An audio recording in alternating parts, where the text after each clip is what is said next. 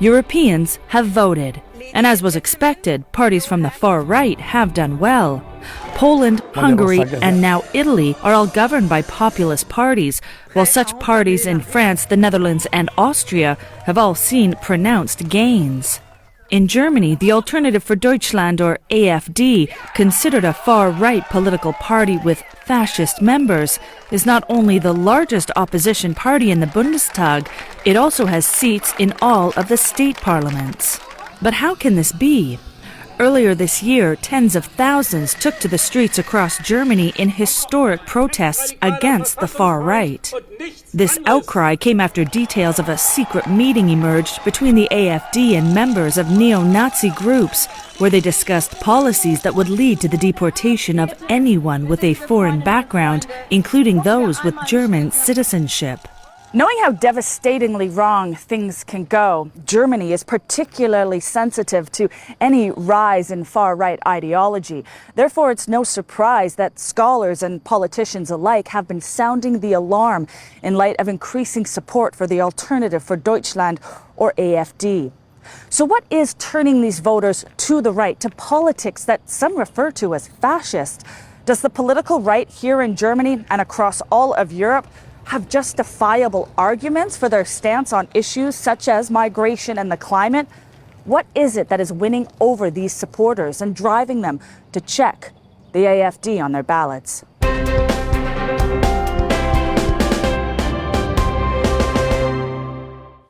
Meet Monika Trodler, a 60-year-old dog trainer from the western German state of Rheinland-Pfalz. Her frustration with the past two governments led her to the AfD 8 years ago. Was wir jetzt hier haben, ist keine Demokratie.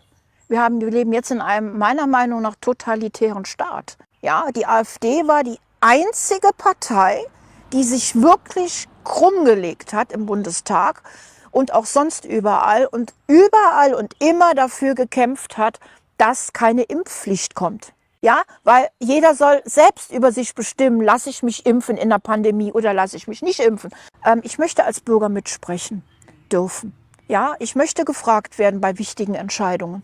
For years, Monika voted for the country's then-ruling Christian Democrat Union, or CDU, a more centrist party headed for many years by former Chancellor Angela Merkel, until experiences made Monika look towards more national agendas. Da wurde halt für arme Menschen in Deutschland, sprich also arme Deutsche, wurden Sachen gesucht zum Anziehen, zum Spielen.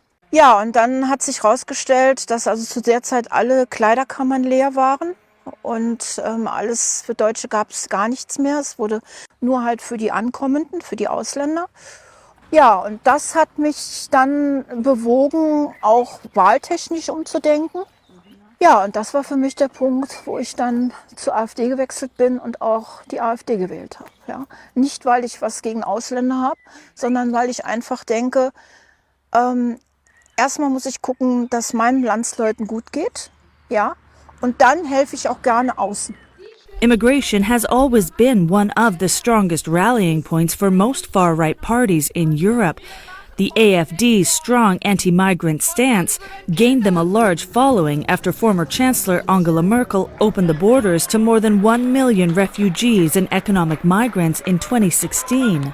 Despite using rhetoric similar to that of neo-Nazis in some cases, the AfD pulled in enough support to enter the federal parliament, or Bundestag, for the first time a year later. Former German lieutenant colonel and diplomat Bernhard Zimniak has been a member of the AfD in Munich since then and is a member of the European Parliament. One of his main focuses is refugee and migration policy. We have the criminal situation. 50% of all cases in Munich are done by migrants. 50% nearly of all unemployed people are migrants. So you see, what is the problem? We subsidize the rest of the world on the burden of our country.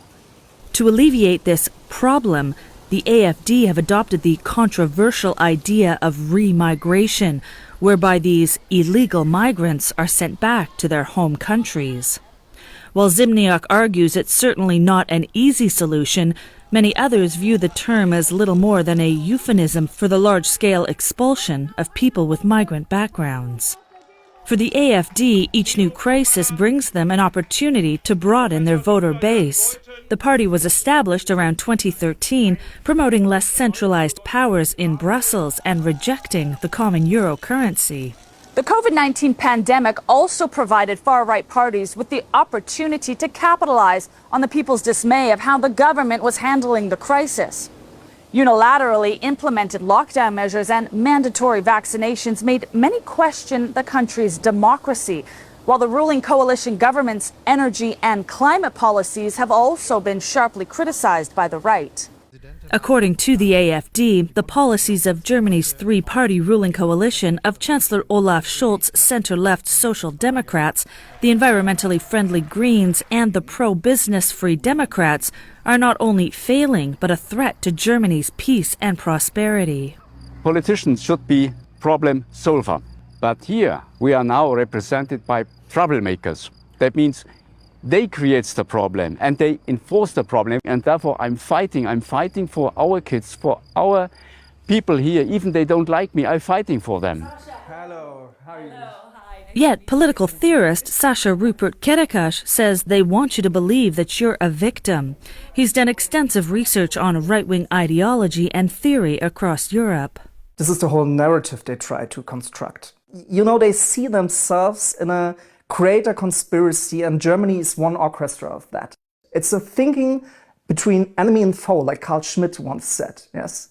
You have to differentiate the complexity of the social world between enemy and foe to get homogeneity, to get straight categories, to get order. And they say liberalism is a trick of the elites in order to get the whole country as well as the whole planet under their control. And this is something they need in their mindset, and which is very attractive to a lot of people who are afraid of freedom and pluralism and something like that.